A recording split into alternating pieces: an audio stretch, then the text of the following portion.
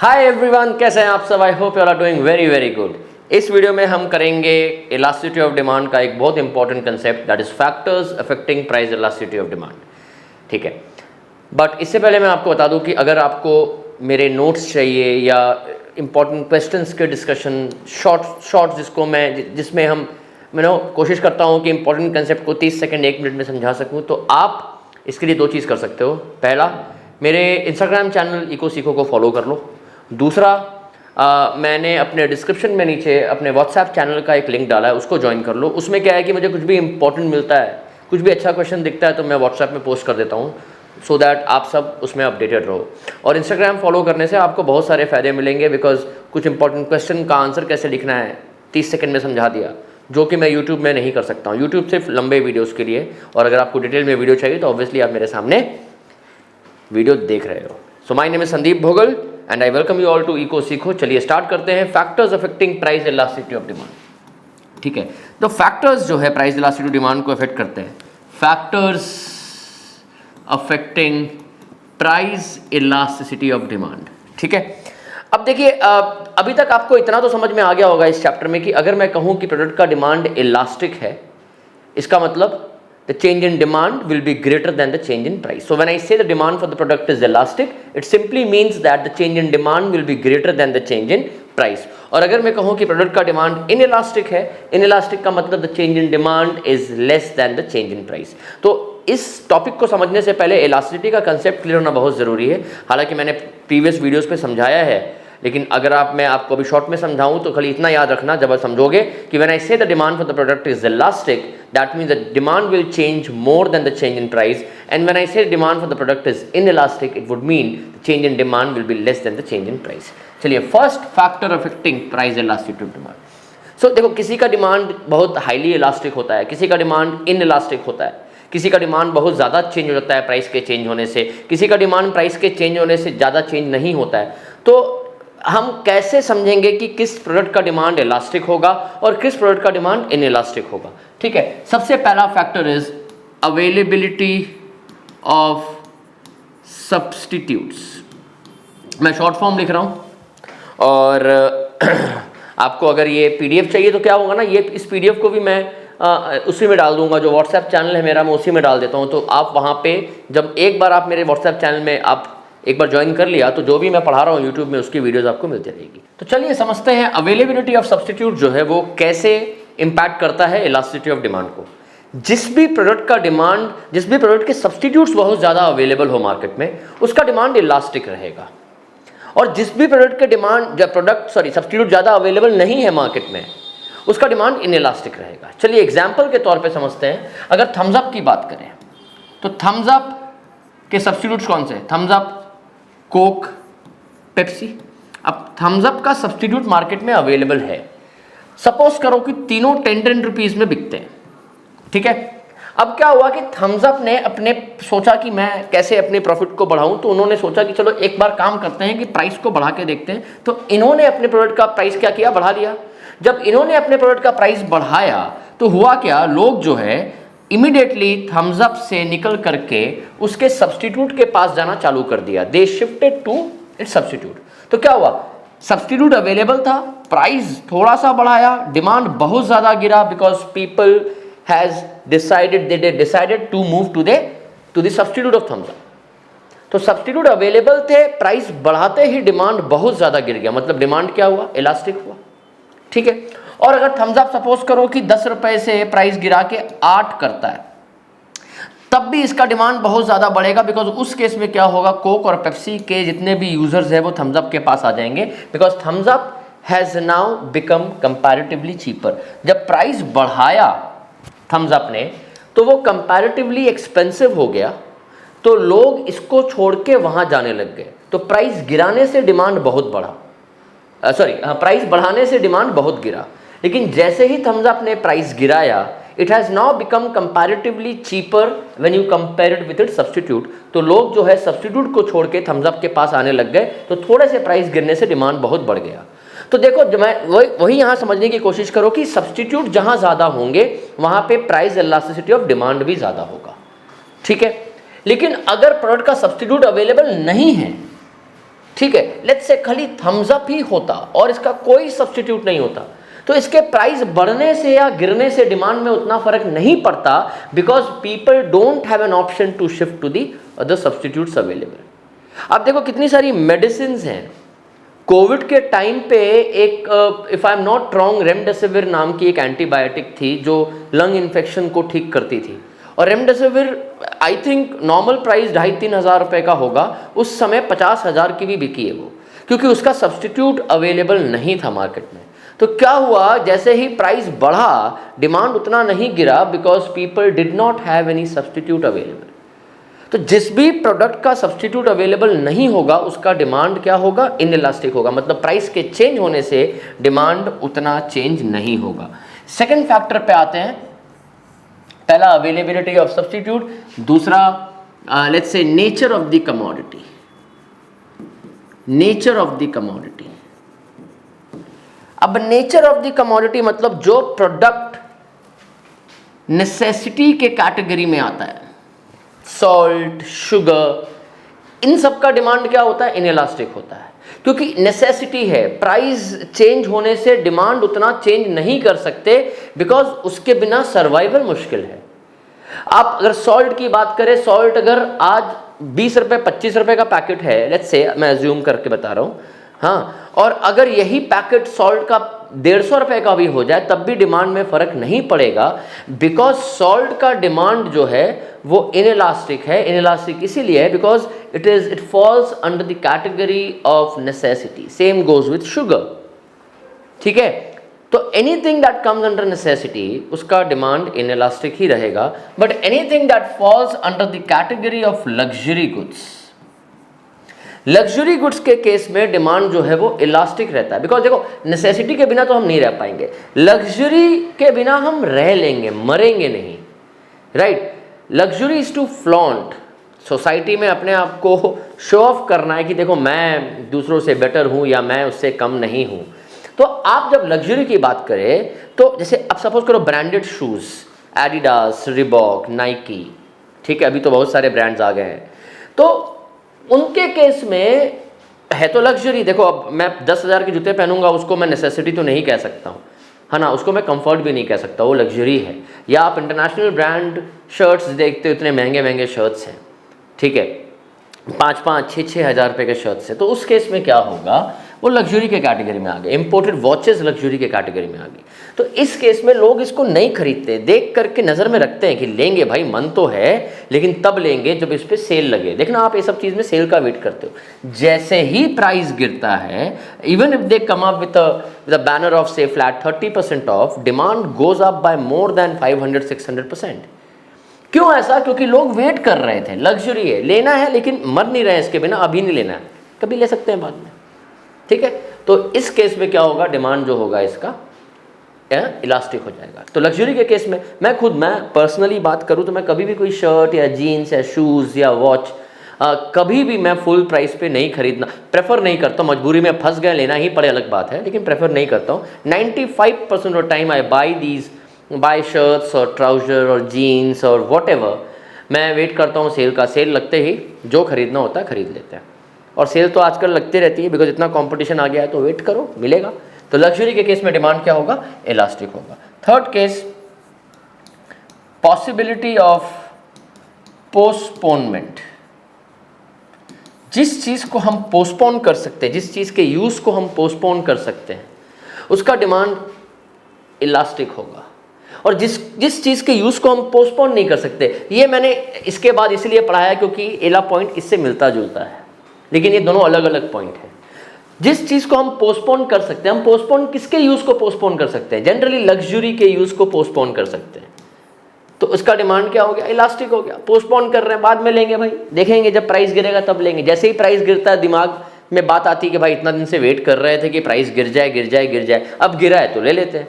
तो जिस चीज़ के यूज़ को पोस्टपोन कर सकें उसका डिमांड इलास्टिक रहेगा। बट जिसको हम पोस्टपोन नहीं कर सकते, मेडिसिन्स, सॉल्ट, ये सब को ऐसा थोड़ी है कि सॉल्ट का प्राइस बढ़ जाए तो अभी हम बिना नमक के खाना खा लेंगे और हम ये सोचेंगे कि जब प्राइस गिरेगा तो जितना नमक नहीं खाया इतने दिन सारा एक साथ खा लेंगे। तो ऐसा थोड़ी कि आप दिन में 6 पैकेट नमक खाओगे क्योंकि पिछले आप 3 महीने से नमक नहीं खा रहे थे, ऐसा थोड़ी होता है। तो इसको हम पोस्टपोन नहीं कर सकते हैं, बिकॉज ये पोस्टपोन करना पॉसिबल ही नहीं है। मेडिसिन, अगर आज मेरा सर दर्द, मेरे सर में दर्द है तो मुझे दवाई आज चाहिए, मैं थोड़ी वेट करूंगा कि प्राइस गिरेगा, ठीक है। तो इसका डिमांड क्या होगा, इनइलास्टिक होगा। इनइलास्टिक मतलब मैं इसके डिमांड को चेंज नहीं कर सकता हूँ, ठीक है। I hope this is clear. Next,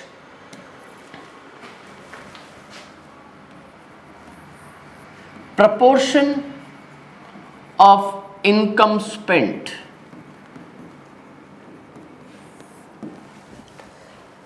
देखिए, जिस प्रोडक्ट में आप अपने इनकम का बहुत हाई प्रोपोर्शन स्पेंड करते हो, उस प्रोडक्ट के उस प्रोडक्ट का डिमांड इलास्टिक हो जाएगा। प्राइस इलास्टिसिटी डिमांड क्या हो जाएगा, इलास्टिक हो जाएगा। क्यों हो जाएगा? सपोज करो एक कार है, ठीक है, एक नॉर्मल आज के डेट में कार अगर देखें तो हम 10 से 15 लाख रुपए के एक बेसिक जो आजकल रिक्वायरमेंट है वो कार में 12-15 लाख की कार मिलती है, ठीक है। 15 लाख की कार है, इसमें आप इनकम का कितना प्रोपोर्शन स्पेंड कर रहे हो, बहुत हाई प्रोपोर्शन स्पेंड कर रहे हो। तो जब आप इनकम का इतना हाई प्रोपोर्शन स्पेंड कर रहे हो इस पे अगर 5% भी प्राइस गिर जाए तो कितना आपको फायदा हो रहा है, 75,000, 75,000। या 5% प्राइस बढ़ जाए तो कितना फायदा होगा आपको, कितना नुकसान हो जाएगा, 75,000 का नुकसान हो जाएगा। तो जिस प्रोडक्ट में अपने इनकम का बहुत हाई प्रोपोर्शन हम स्पेंड करते हैं, ठीक है, उसमें थोड़ा भी प्राइस परसेंटेज में गिरे तो हमारे बजट को बहुत इफेक्ट करता है। तो मैं आपको एक एग्जांपल बताता हूँ। मुझे ना एक कार खरीदनी थी। I wanted to buy a car daily use के लिए। I wanted to buy Ignis, मैं लेना, मारुति की इग्निस कार है, तो I wanted to buy that car to my wife. So हुआ क्या कि उस समय कुछ स्कीम चल रही थी, तो कार करीब आई थिंक जब मैंने ली तो उसका top model I think 7.5 lakh का था। मैं काफ़ी पहले की बात कर रहा हूँ, 5-6 साल पहले की बात कर रहा हूँ। तो उस समय क्या हुआ कि कुछ स्कीम आई, तो उन्होंने बोला कि जो कार है उसमें करीब 8% का डिस्काउंट है। तो अप्रॉक्सीमेटली मुझे 8% was coming up to 60,000 rupees. And I was not, मतलब मुझे कार 6 महीने बाद लेनी थी, लेकिन वो क्या था कि उन्होंने बोला कि भाई ये डिस्काउंट जो है जब तक स्टॉक लास्ट करेगा।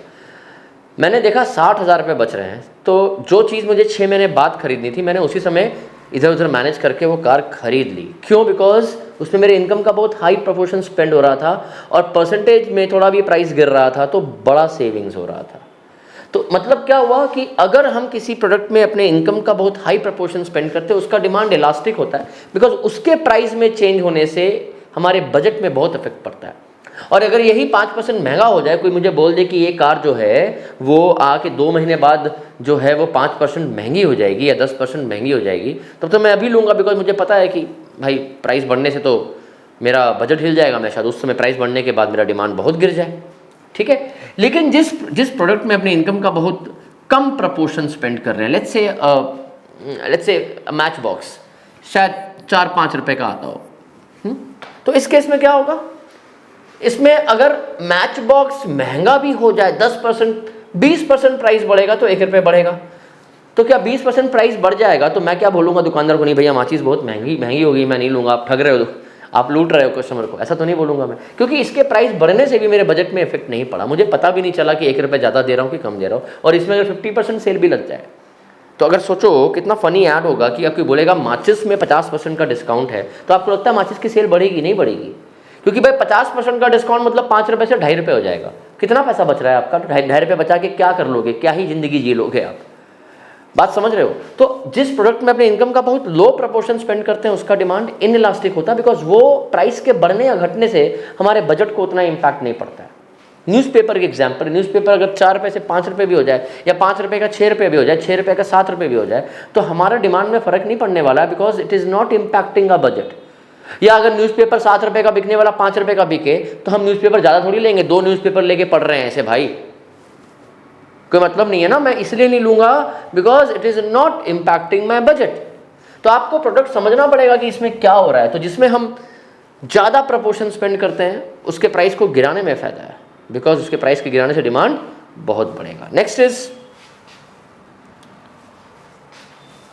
Habitual necessity. This is I think point number 4, 5 चलिए, habitual necessity. Habitual necessity, habit है तो डिमांड इनइलास्टिक है, हैबिट नहीं है तो डिमांड इलास्टिक है।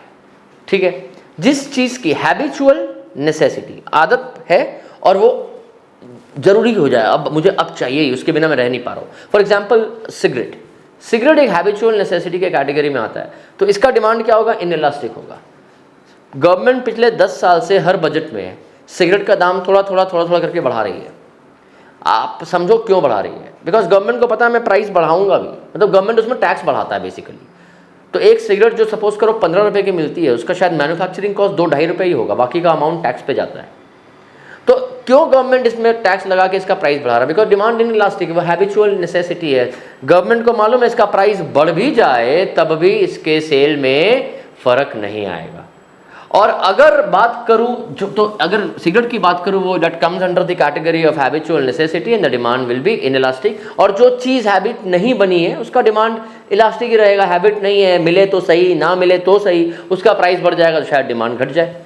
तो हैबिचुअल नेसेसिटी की खास करके बात करूं तो डिमांड क्या है, इनइलास्टिक है। अब नेक्स्ट फैक्टर में आते हैं, सेवरल यूजेस।